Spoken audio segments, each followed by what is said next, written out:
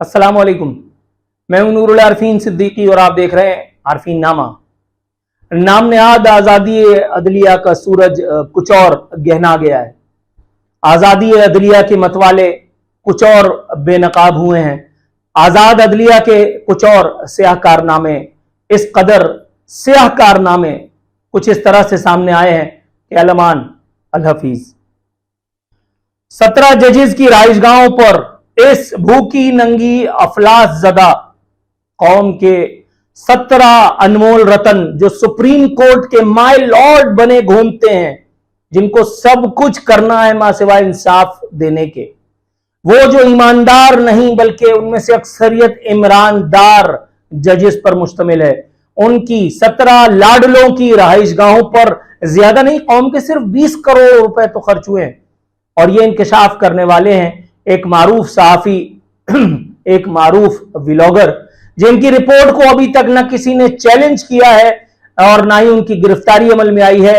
इस रिपोर्ट को बाकायदा टेकअप किया है मुल्क के मारूफ अखबारात ने, प्रिंट मीडिया ने, और उसी की एक खबर मेरे हाथ में मौजूद है। कुछ लोगों को शायद शर्मिंदा करने के काम आए।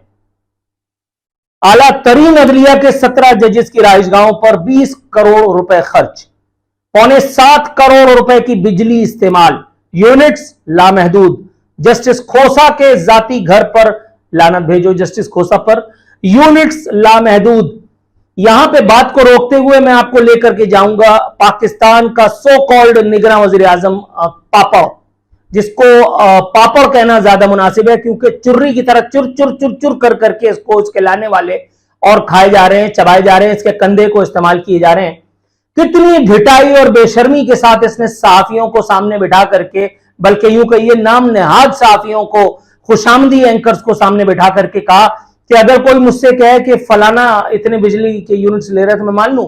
हमने बाकायदा एक डिटेल्ड रिपोर्ट मंगवाई है और इसने साफ इनकार किया, इसने साफ इनकार किया कि फौज के जर्नैल, फौज के जज, फौजी यानी हुक्मरानी कह लो, वो उनको कोई यूनिट्स वगैरह नहीं मिल रहे। आला तरीन अदलिया के हवाले से जो बातें हो रही हैं उसकी भी हम तहकीकात कर रहे हैं। लो करो तहकीकात।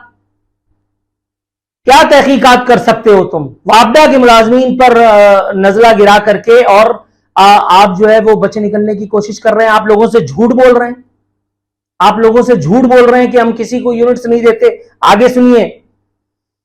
गुज़िश्ता साल आला तरीन अदलिया के 17 जजेस की राइशगाहों पर 20 करोड़ रुपए सरकारी खजाने से खर्च हुए। उन्होंने 7.25 करोड़ रुपए की बिजली इस्तेमाल की। जस्टिस आसिफ सईद खोसा साबिक चीफ जस्टिस के जाती घर पर खिलाफ कानून 78 लाख रुपीस, 78 लाख रुपए के खराजात भी सरकारी तौर पर अदा हुए।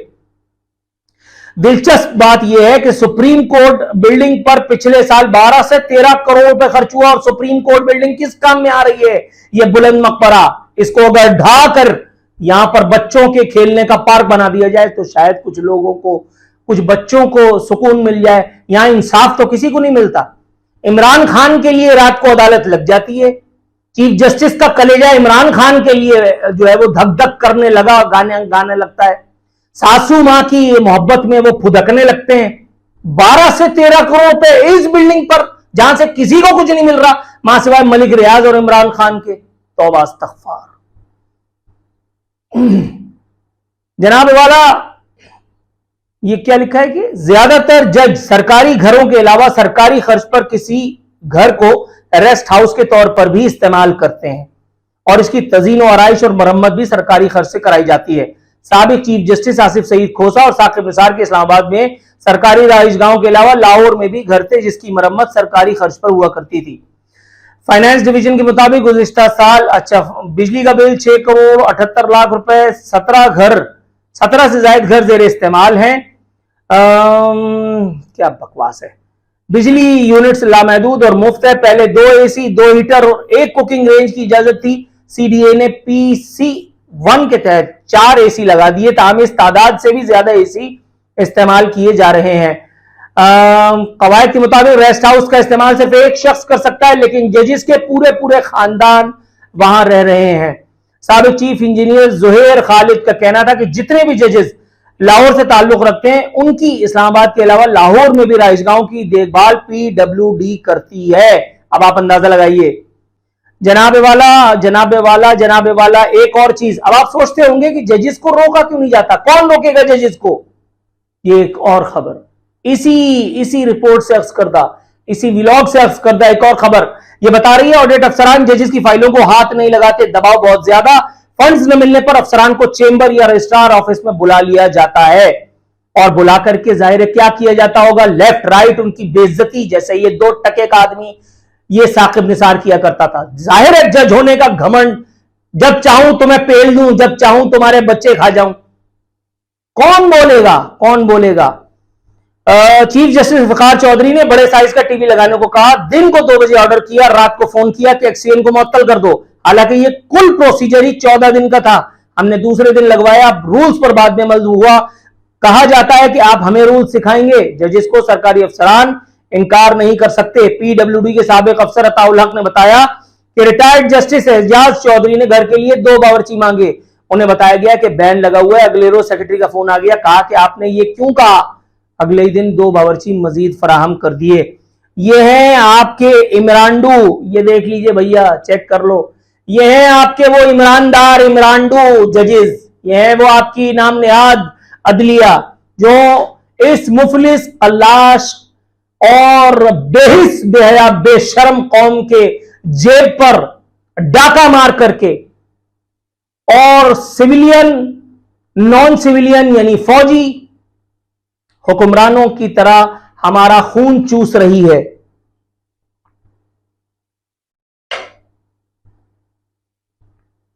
मैं हैरान होता हूं कि मैं इतनी दुश्मनियां मोल ले चुका हूं कि अब तो मुझे कहीं से नौकरी भी नहीं मिलने का आसरा, लेकिन उसके बावजूद भी हर दूसरे दिन कोई ना कोई एक इशू ऐसा आ जाता है कि जिस पर मुझे गला फाड़ फाड़ के चीखना और चिल्लाना पड़ता है। और मैं सोचता हूं, मैं हैरान होता रहता हूं कि ये दीगर मादरजात जो हैं, ये दीगर फलाने फलाने जो हैं, इनको क्या हो गया है?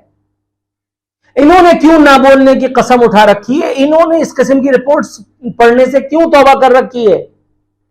रात को, यानी अब आपको मैं बताऊं, अल्लाह की पनाह, तौबा इस्तगफार, मैं वहां काम कर चुका हूं, चलो नाम लेके बात करते हैं। आज टीवी रात को 10 बजे की टाइम स्लॉट, प्रोग्राम का नाम रखा है 10 बजे की करंट अफेयर स्लॉट है।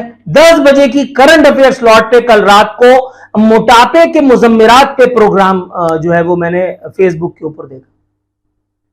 और क्यों, मैं आपको बताता हूं, क्योंकि मैं वहां नौकरी कर चुका हूं, मुझे पता है कि आज टीवी के मालकान की हैसियत क्या है। मुझे पता है कि इनको खटाई वाले छोले बेचने वाला अगर आकर के और अपनी मूंछ को यूं ताव दे देगा, उनको कब्ज हो जाता है, उनको कब्ज हो जाता है, फौरन वो इधर से उधर भाग दौड़ मच जाती है।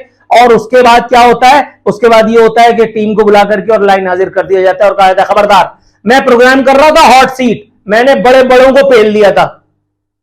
वहां से प्रेशर आया पीपल्स पार्टी की तरफ से भी और नून लीग की तरफ से भी। नून लीग की हुकूमत थी, if I am not wrong, मुझे कोई इस वक्त सही याद नहीं है, लेकिन बहरहाल जो हुकूमत वक्त थी, एमक्यूएम का तो खैर मेरे साथ शुरू से 36 का आंकड़ा रहा है, एमक्यूएम का तो जोर उस वक्त चलता भी था। एमक्यूएम के होने पर 2-3 मरतबा तो इन्होंने मुझे मुअत्तल भी किया था।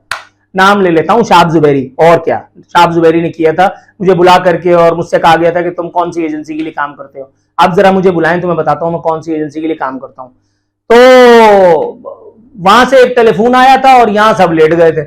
अभी यहां मैंने देखा उस वक्त क्या हुआ था, हॉट सीट में इन्होंने मुझे मना कर दिया कि जी प्रोग्राम का नाम है हॉट सीट, लेकिन आप करेंगे नहीं हॉट सीट। तो मैं क्या करूंगा? भाईजान बोला रेलवे की हालत इंतजार के ऊपर आप प्रोग्राम करो, जाओ। अब मैं हॉट सीट में रेलवे के सुपरिटेंडेंट को पेल रहा था। आप उसमें वो प्रोग्राम उठा करके देख लीजिए, अभी भी यूट्यूब पे पड़ा हुआ है। मैं क्या करता, मुझे तो नौकरी करनी थी। मैं उस एंकर को बुरा नहीं कहता, मैं उस एंकर को नहीं कहता, उसको क्या, वो तो कंपनी की पॉलिसी जो है वो करेगा। वहां वो मोटापे की मुजम्मिरात पे बेचारा बात कर रहा है। अरे यार, कोई खुदा का खौफ करो।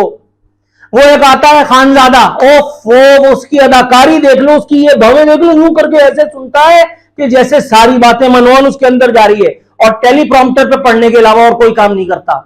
वो एक है बादामी, उसने अपना धंधा सेट कर रखा है, वो चलो अपना उसको कारोबार वगैरह भी करना है, वो क्यों किसी से बिगाड़ेगा। मगर भाई कोई तो बोलो, वो कराची का इतना बड़ा सपूत, कराची का इतना बड़ा वो पोपला कामरान खान नहीं, वो डॉक्टर दानिश नहीं, तो भाई कौन बोलेगा?